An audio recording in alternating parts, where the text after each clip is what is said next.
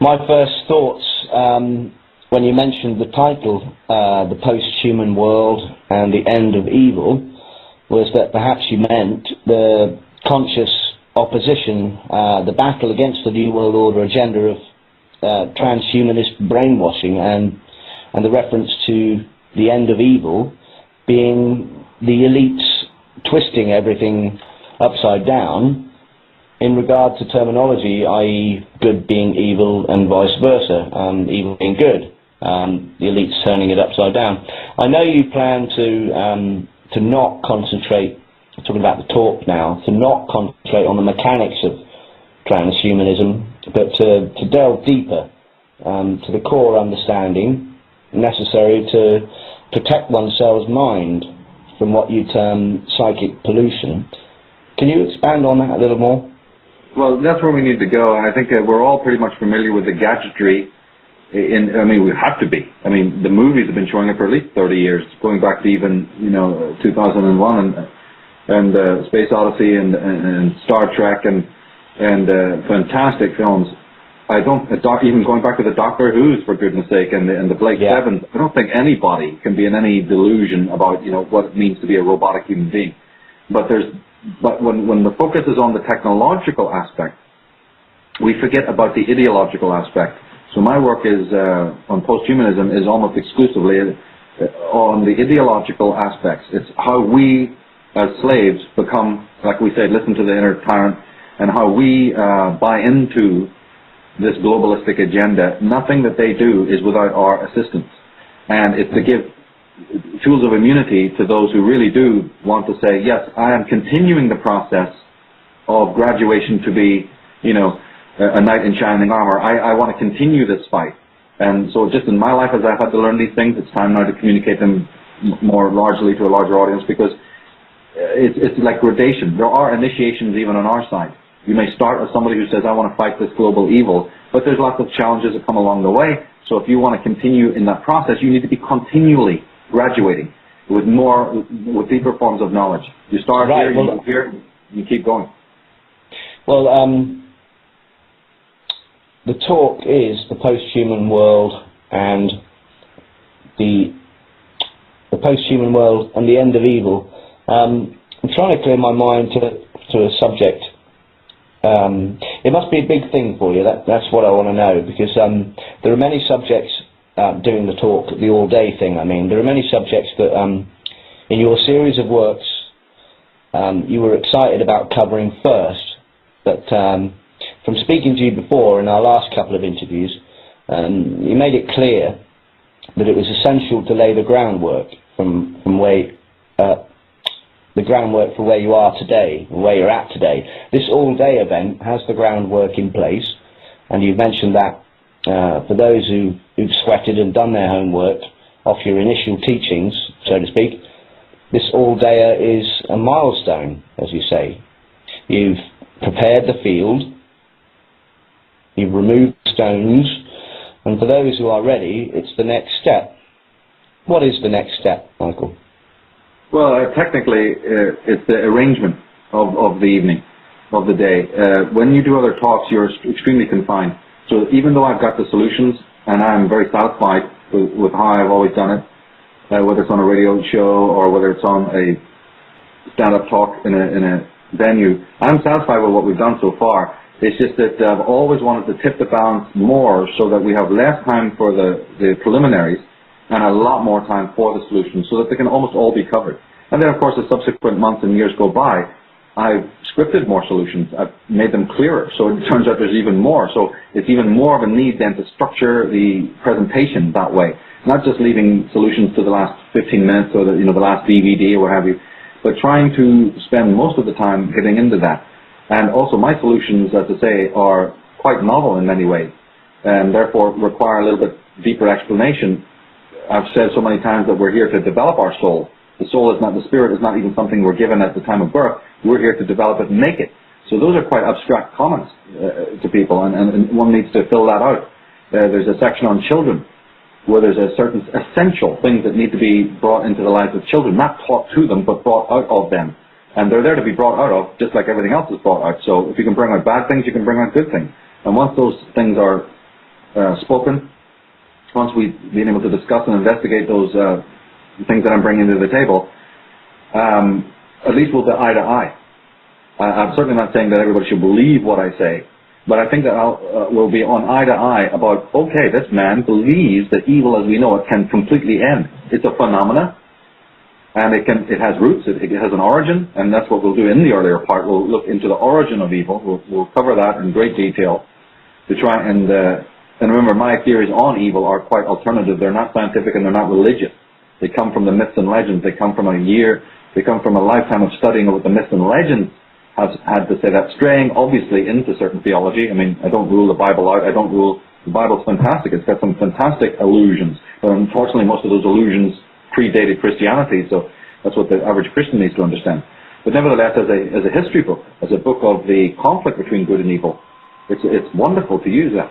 But mostly myths and legends is where I go to look for the secrets of psychology. Why the ego is the way it is. Because it could be so many other ways, right? What the self is and so on, this dynamic. And then slowly morphing it as we go through the day. It'll just be slowly morphing it, blending it with the more modern psychology. It's the same subject matter, you're just using a different language for it. So that then when we come up to the final part when we're talking solutions, nobody can be saying to me, it was just so abstract and religious, or it was so mystical and abstract. Michael, I couldn't get what you were talking about.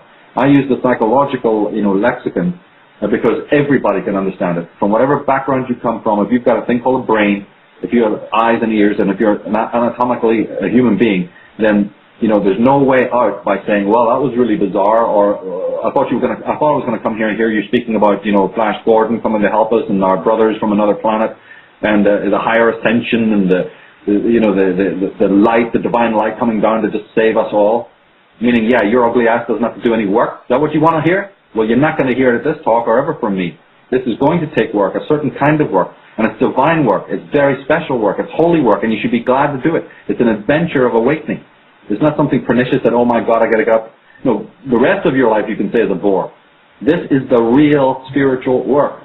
And therefore people should want to do that work. It's marvelous. It's creativity. It's the passion that Van Gogh had. It's the passion that you hear in the Beethovens of this world. What would our world be without that passion? What would our world be without that sadness and that sorrow that created all those masterpieces? So the person who comes along there with their big New Age sticker, you see, trying to denounce my work because it's too dark, Michael. All you got to do is swing around on your little heels there and take a hike and go off and find some guru to sit in front of, or some mushroom to crouch under, and turn off your brain and turn off your heart, because you're a human being and you should not tolerate injustice, and you should be absolutely drunk for the answers. You should be so insatiably desiring of the answers to the mystery of yourself. They're not the mysteries of society. They're not the mysteries of the Illuminati, the mysteries of how to politically create harmony on this world. Those are more secondary fruits of the tree. First, you got to know how to plant the seed. So my work is going to go into that. And my alternative view of evil, I think, is absolutely crucial for people to get their heads around that. And then see how it's evolved in a direct line. Find out what its ingredients are. I call it the anatomy of tyranny, looking at the anatomy of tyranny. And the reason why we look at it is because Big Brother has the chart on his wall. Big Brother has this instilled in his mind. He is completely cognizant of the exact detailed anatomy of tyranny, how it works, how you control masses of people, how you get them to control themselves, and so on. Now, we have the vital ability to be able to awaken it this time, but you're not going to be able to awaken it without that graduation. You start one place, just like I've done in my own individual life, and then you start moving forward. You gain new tools. It's like arming Perseus.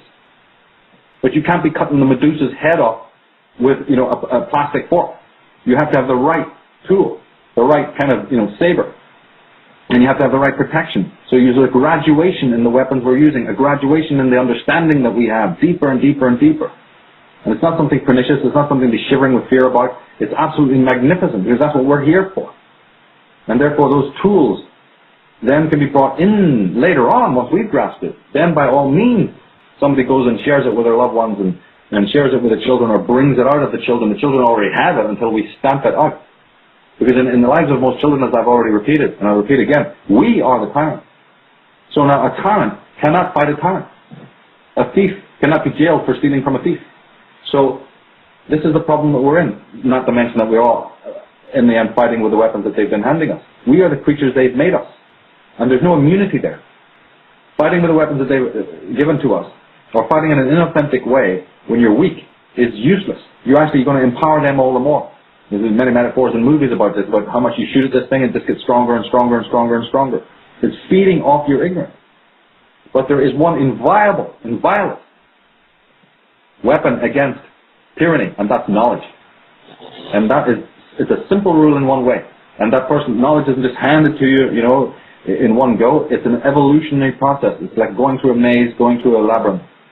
And it's a journey of discovery that has both elating moments in it and also very deeply fearful, depressive moments. But you can't rule those two things out.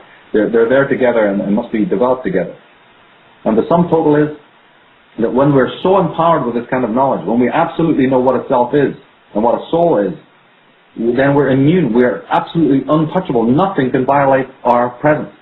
And then we have guidance from higher up. Then the real guidance is able to enter because there's not all this junk in the way.